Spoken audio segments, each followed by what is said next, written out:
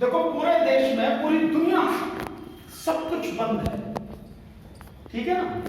केवल आप मान लो कि जैसे तेल चल रहा है, गाड़ियां चल रही हैं, तो तेल है, तो रिलायंस के पास तेल है, गैस है, उनसे आना होगा पैसा, तो उनसे इतना थोड़ी आ सकता है कि एक ही दिन में या एक ही साल में 10 गुना संपत्ति मिलेगी उसकी। नहीं, ऐसा तो नहीं हो सकता ना।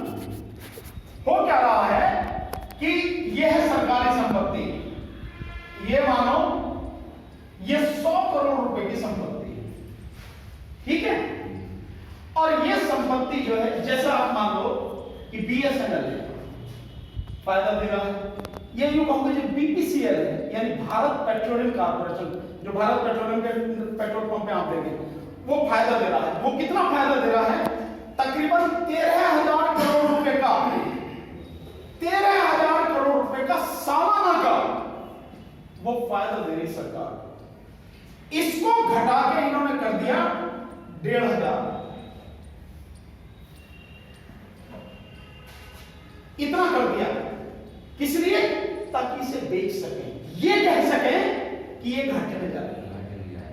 लेकिन हकीकत में इसका जो फायदा है, जो इसका प्रॉफिट है, आज भी इतना ही है, ठीक है ना।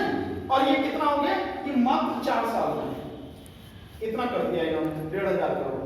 अब हुआ क्या? इस कंपनी को बेच दिया जा रहा, तो इस कंपनी का ये फायदे में है, चाहे 1,500 ही चाहिए, फायदे में तो है ना। आप क्यों बेच रहे हो? जैसे ही इस कंपनी को बेचा जाएगा, उसी दिन सरकारी आंकड़ों से माने तो 1,500 करोड़ इसमें हो गए ना। ये मानो कि आप ये जा रहे, तो ये उसकी इनकम है अंबानी की, तो इसमें 1,500 करोड़ तो जुड़ गया ना पहले ही दिन, ठीक है ना सर। और हकीकत में जुड़ा कितना? 13,000 करोड़ इतना जुड़ा है, और सरकारी आंकड़ों से माने तो इतना जुड़ गया। अब जो BSNL है, BSNL के जितनी मतलब जमीन है, जितने उन्होंने केबल बिछा रखे हैं, जितने उन्होंने टावर लगा रखे हैं, उस सबकी कीमत तकरीबन 2 लाख करोड़ है।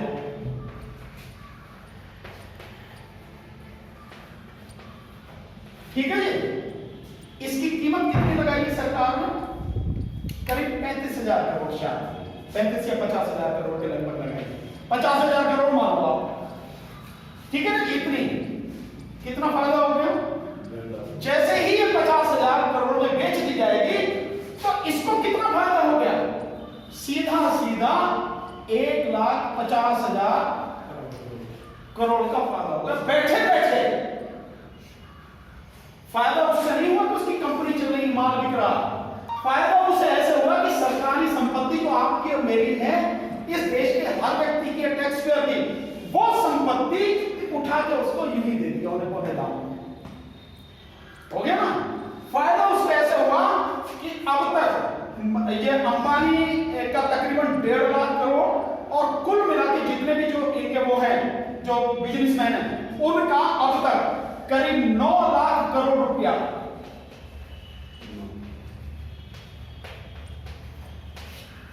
कर्जा माफ कर दिया।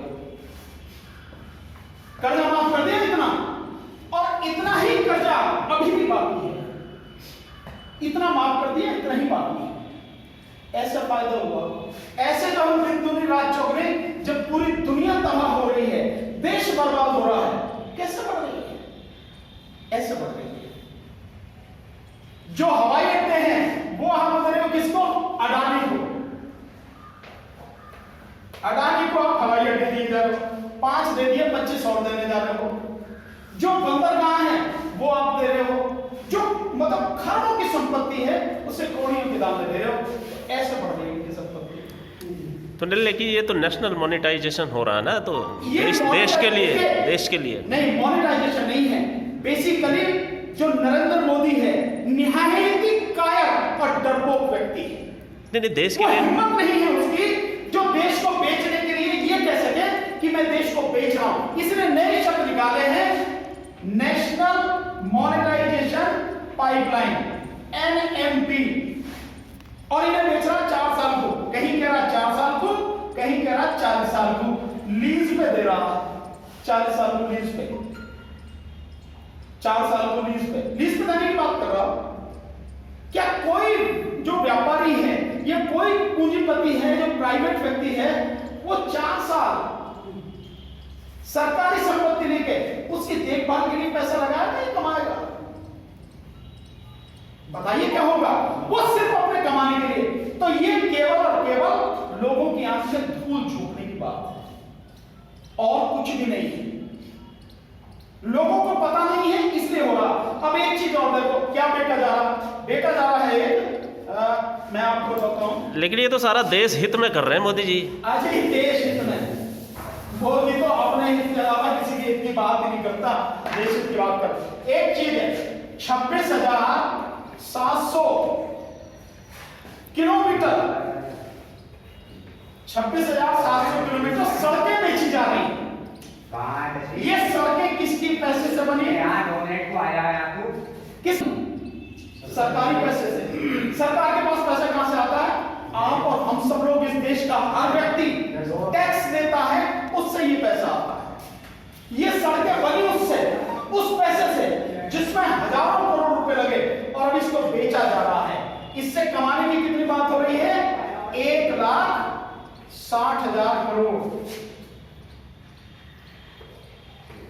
1,60,000 करोड़ कमाने की बात हो रही है। अब मेरा सवाल कि आज की तारीख में हम सड़क पे चलते हैं, हाईवे पे, तो 2 रुपए किलोमीटर के हिसाब से हमें वो देना पड़ता है टोल टैक्स।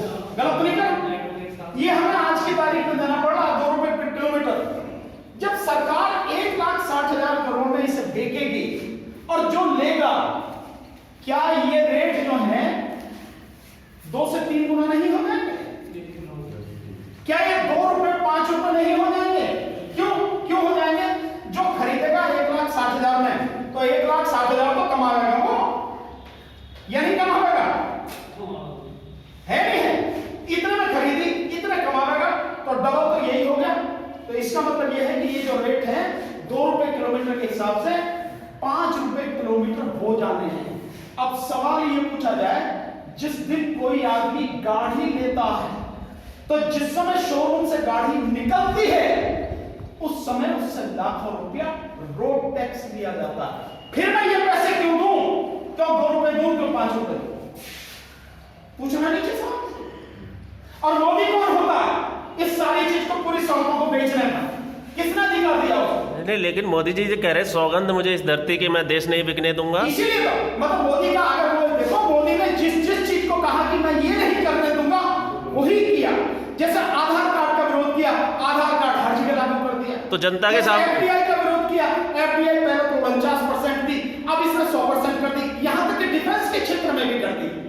हर चीज में जिसको मना किया उसको किया, और जिसको ये कहा कि नहीं इसे करूंगा उसे किया ही नहीं। जैसे 15 लाख का वादा किया, नहीं दिया। 2 करोड़ नौकरियां का वादा किया, नहीं दी। स्मार्ट सिटी बनाए, कौन सा स्मार्ट सिटी बना कोई? तो मोदी की ये फितरत है। आप समझ लीजिए, मोदी को अगर समझना है, ये मान लीजिए कि जो वो कह रहा है बिल्कुल उसके उलट करेगा।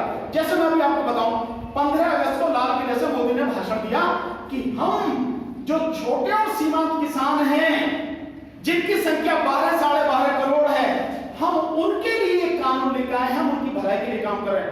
आप मान लीजिए इन्हीं 12.5 करोड़ छोटे किसानों को पूरी तरह से मिट्टी में मिला देगा, तबाह कर देगा। ये मोदी की फितरत है, ये है मोदी की हकीकत, और इसको लोगों को समझना चाहिए। वही बात मैं लोगों को बताने और समझाने की कोशिश। लेकिन उत्तर प्रदेश तो नंबर 1 आया स्मार्ट सिटी में, अभी बोर्ड भी लगे हुए। नहीं, स्मार्ट सिटी में नहीं, उत्तर प्रदेश नंबर 1 है लाशों को या गंगा की रेती में गाड़ने के लिए। जैसे इलाहाबाद में गाड़ी गई, जैसे आपकी जो है उन्नाव में गाड़ी गई, जैसे गाजीपुर में गाड़ी गई। तो ये जो लाशों को रेती में गाड़ने के लिए नंबर 1। लाशों को केवल गाड़ना नहीं, बल्कि लाशें जल रही हैं उनको दुनिया को ना दिख जाए उसके लिए दीवार लगा देना, उसको शमशान घाटों को चारों तरफ से ढक देना ताकि लाशें जल्दी ही दिख न जाए। और साथ में जो लाशें अबे जो रेत में दब गई लाशें, उनको जैसा भी अंतिम उनका समय रहा, अंतिम संस्कार जैसा भी हो, उन्हें चैन से रहने दो। उनकी भी जो है चादर छीन ली, राम नामी चादर, यानी जो उनका कफन था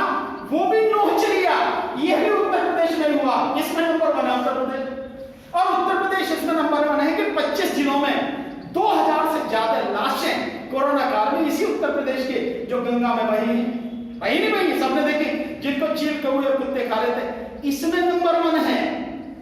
और नंबर 1 इसमें है कि गुंडागर्दी, जो आम आदमी को जितना परेशान, जो गुंडे नहीं करते थे, आज की तारीख में वो सब शासन प्रशासन कर रहा। भाई गुंडे जो हैं अब कहां से आ गए? जितने भी गुंडे, जितने भी बदमाश, चोर उच्चके जो भी थे, सारे के सारे बीजेपी में पहुंच के बीजेपी सबको ले लेती। ऐसा गंगा जल है उसका कि सबको शुद्ध कर देती है। तो जितने भी चोर उच्चके हैं बदमाश उसमें पहुंच जाते हैं, जितने भी लुटेरे हैं उसमें पहुंच जाते हैं। तो जो यहां करते थे अब वहां बैठ के कर रहे हैं। सरकार इस समय होती है और सरकार में अगर कोई करता है उसकी कोई रिपोर्ट नहीं होती। ये है, ये नंबर 1 में है। अन्यथा आप एनसीआरबी के डाटा अगर उठा के देख लो,